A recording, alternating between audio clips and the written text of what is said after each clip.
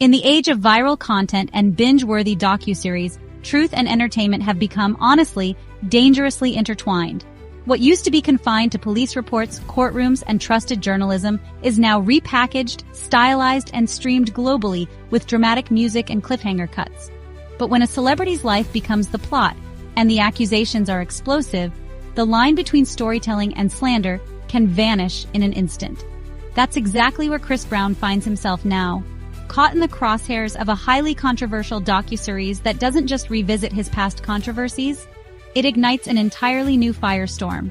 One so damning, so reputation-shattering that he's suing, not just for defamation, but for survival.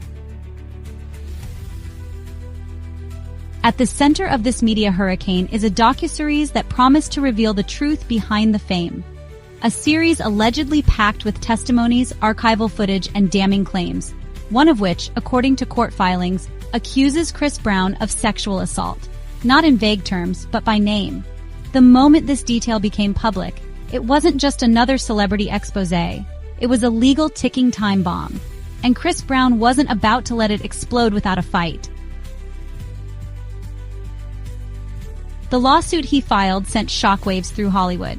It wasn't a half-hearted cease and desist. It was a full-scale legal assault, a multi-million-dollar defamation suit that names the producers, streaming platforms, and even some of the individuals featured in the docuseries. His team calls it a malicious character assassination dressed up as investigative reporting, and they claim it's not just false, it's dangerous. According to Chris's legal documents, the docuseries contains fabricated accounts, distorted timelines, and heavily edited interviews aimed at painting him as a predator. And that accusation, they argue, goes far beyond free speech. That's defamation with intent. But who's behind the docuseries? That's where things get murky, and, honestly, pretty scandalous. It was pitched as a raw, unfiltered deep dive into Chris Brown's rise and fall.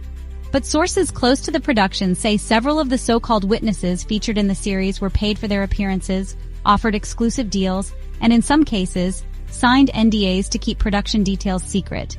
And yet, despite the high drama and even higher stakes, no formal criminal charges were tied to the new assault claims presented in the series. That's right. What was framed as a bombshell revelation on screen has never seen the inside of a courtroom, not even a police report. And that's where Chris Brown's legal team draws the line. Because here's the twist. Under United States law, the First Amendment protects journalists and filmmakers from being sued for defamation, if their work is based on verified facts or public interest reporting. But if a filmmaker knowingly presents false information as truth, especially with malicious intent, the shield drops. And that's exactly what Chris's lawsuit is banking on.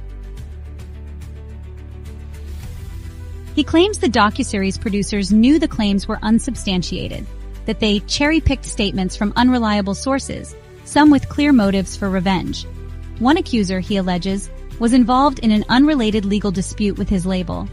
Another had already retracted statements in a prior incident, yet their stories were stitched together, given ominous music, and broadcast to millions as fact. And now, the damage is done. Social media was the first battlefield. Within hours of the series airing, hashtags like #CancelChrisBrown and #BelieveHer trended globally.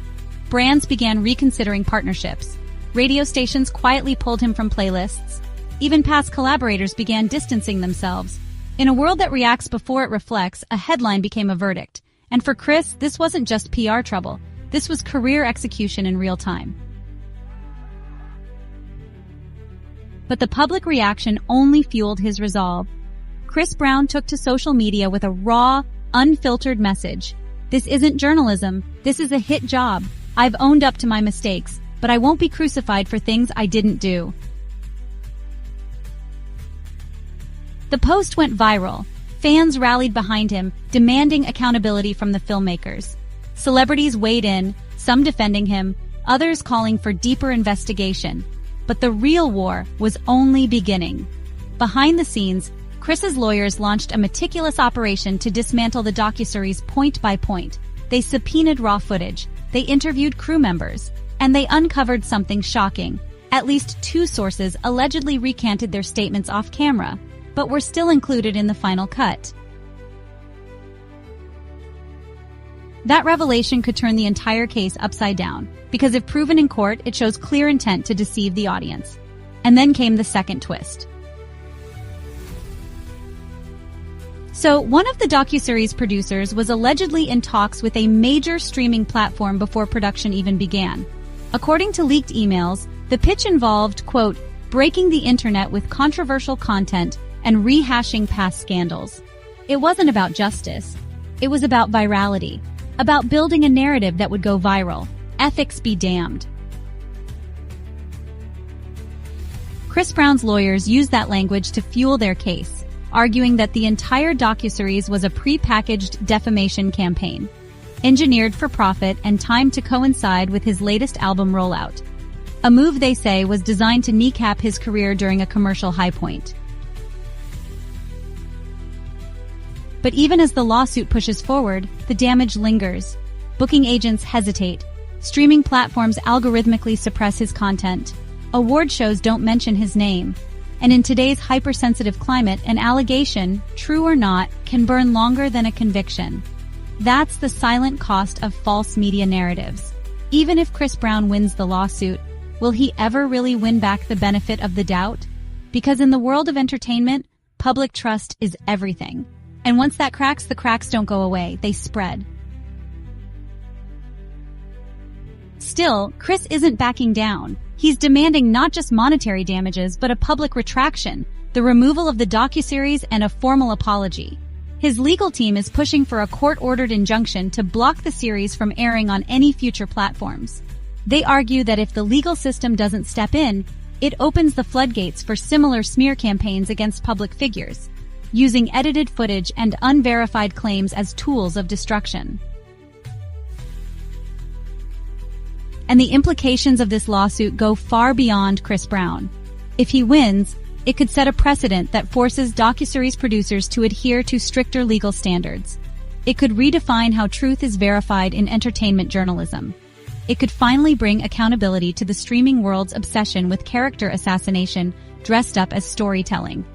But if he loses, the message will be clear. Fame equals forfeiture.